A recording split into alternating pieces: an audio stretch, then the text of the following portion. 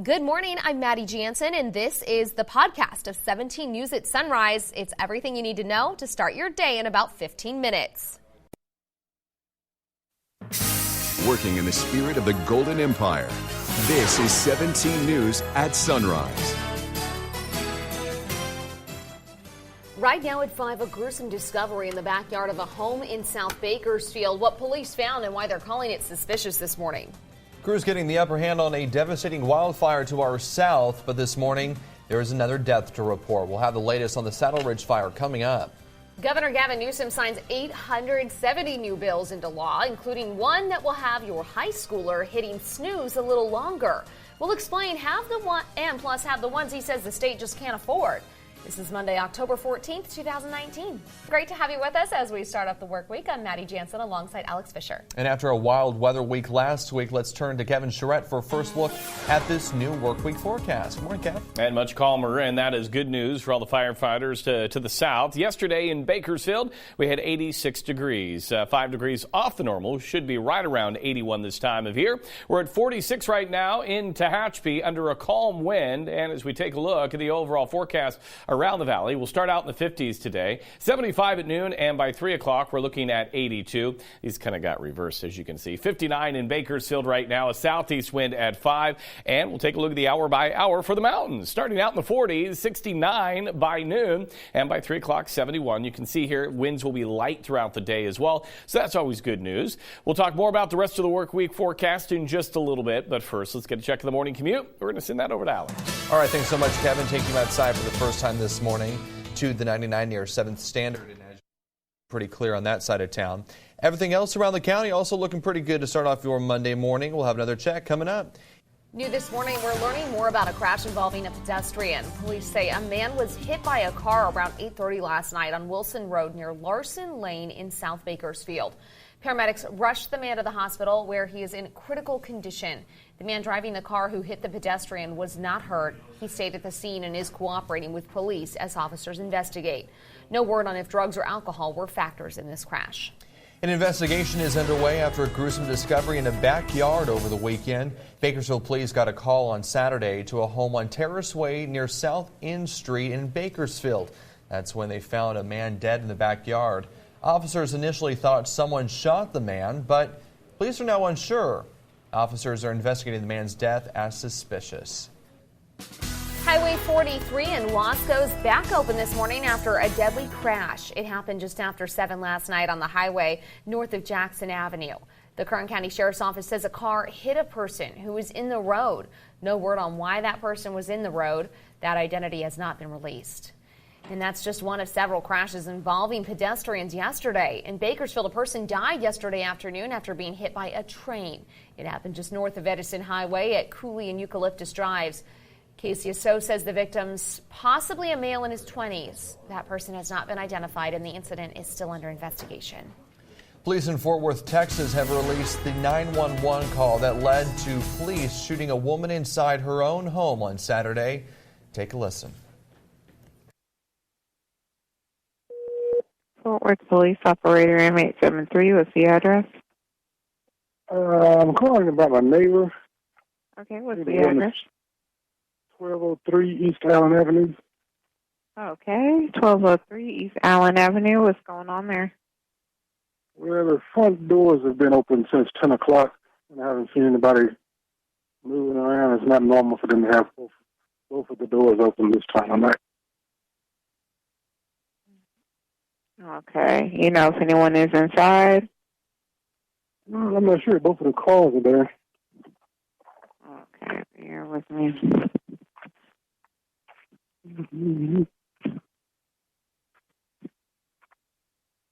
And they're in the driveway?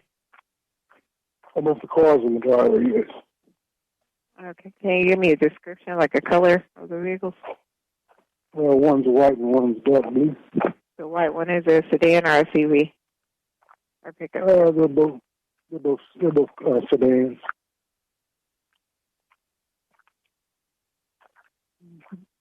Okay. And what's your name? James Smith. And what's your telephone number? 81. Okay, 917.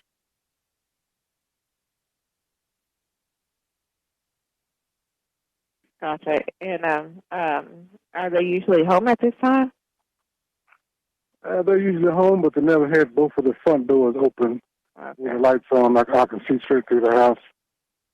When my sister woke me up, she stays across the street, and then I live on the opposite side of my sister. Okay. And the address that you gave me, 1203, that's their address, correct? Yes. Okay. We'll have an officer come by. They're already being dispatched now, okay? Okay, appreciate it. I mean, it's just not normal for them to have both the doors open this late that long. Gotcha. Okay. Thank you so much. All right, thank you. Bye-bye. Bye. Released body cam footage shows the officer walk to the back of the home and see a person through a window. In a press release, police said the shot was fired after perceiving a threat, but did not specify what that threat was. The family of the 28-year-old woman killed is demanding a full investigation. The man accused of killing his ex-wife and her brother is set to appear in court again this week. Morris Gilmet is accused of shooting Luis and Carlos Abraham at their home on Union Avenue last month. Court documents reveal Gilmet and Abraham's children told police their parents were arguing when Gilmet opened fire. Gilmet shot Carlos while he was protecting Luis. Police arrested Gilmet after a chase ended in a crash in northeast Bakersfield. He faces 2 counts of murder as well as reckless evasion. Gilmet has pleaded not guilty. He's set to appear before a judge again tomorrow. Firefighters continue to get the upper hand on a massive wildfire burning in the Southland. The Saddleridge fire sparked on Thursday near Sylmar and quickly spread to the Granada Hills and Porter Ranch areas. Flames forced thousands to evacuate, but those orders were lifted over the weekend. The fire also shut down several major freeways, including Interstate 5. So far, the fire has scorched nearly 8,000 acres and is 42% contained. One person died last week after suffering a heart attack. At least 3 firefighters were hurt, battling the blaze. The Saddleridge fire has now claimed a second life. Yesterday, the Los Angeles Park Rangers posted a message on Instagram announcing Captain Albert Torres died in the fire. The post says he died Saturday morning after suffering a heart attack while patrolling parks impacted by the blaze.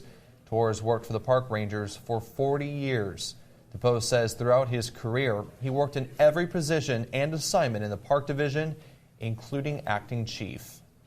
Fire investigators say burning trash dumped along a road is to blame for a fire that started at a Riverside County mobile home park. So far, the Sandalwood fire has burned just over 1,000 acres near Cali Mesa. Flames have destroyed 74 structures, including homes. At least 2 people living at the mobile home park have died. One of them was identified by the Riverside coroner as an 89-year-old woman. CAL FIRE says the fire is 86% contained. The lights are back on for PG&E customers across the state. As of Saturday night, the utility had restored power to all of its customers. PG&E shut off the power Wednesday because of a high fire risk.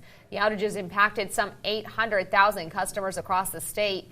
PG&E has confirmed 50 instances of weather-related damage to its systems in areas affected by the public safety power shutoffs. The utility has either completed or is working to complete those repairs. Examples include downed lines and vegetation on power lines. PG&E will now submit a report detailing the damages to the CPUC. Meantime, PG&E CEO Bill Johnson is apologizing for a wine tasting event that happened as the company was preparing to shut off power to hundreds of thousands of people. KRON 4 News, our sister station in San Francisco, reports PG&E executives held an event at a winery for their top customers last Monday and Tuesday. It happened as the company was preparing to cut that power to people in Northern California. It was insensitive, it was tone deaf, it was poor judgment given the timing of this on the anniversary of the event 2 years ago in the North Bay. It was inappropriate.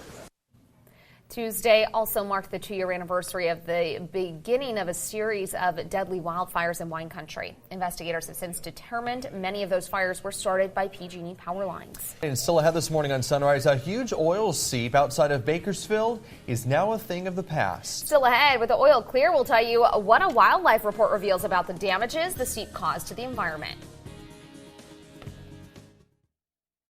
Now, it was a first at Emmanuel Lutheran Church this Sunday morning. The church hosted its first ever Pride service yesterday. With Pride Week celebrations happening around town last week, Pastor Dawn Wilder said she didn't want to miss out.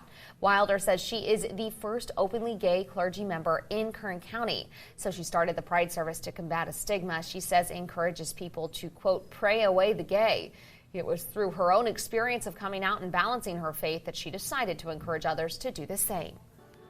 We're really, I think, committed to being that other voice, a voice, again, that is the truth of God's love for every person. Emmanuel Lutheran also participated in this year's CSUB Pride Week and has participated in Stramler Park's Pride celebration for the past 3 years.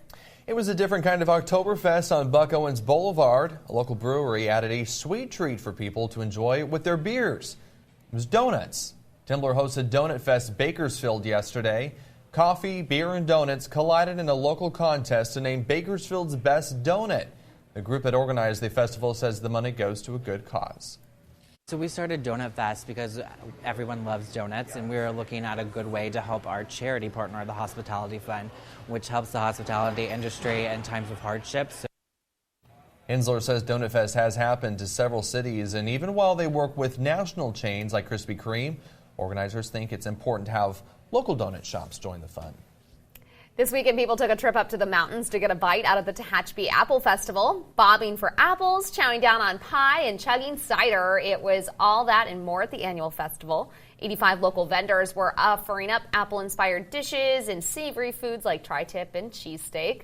Organizer Linda Carhart says Tehachapi was a hot spot for apple growers in the past, but she says even though there aren't as many orchards, the festival helps draw visitors to downtown Tehachapi. This is the heart of our downtown, so we just love having this many people discover how wonderful it is in Tehachapi.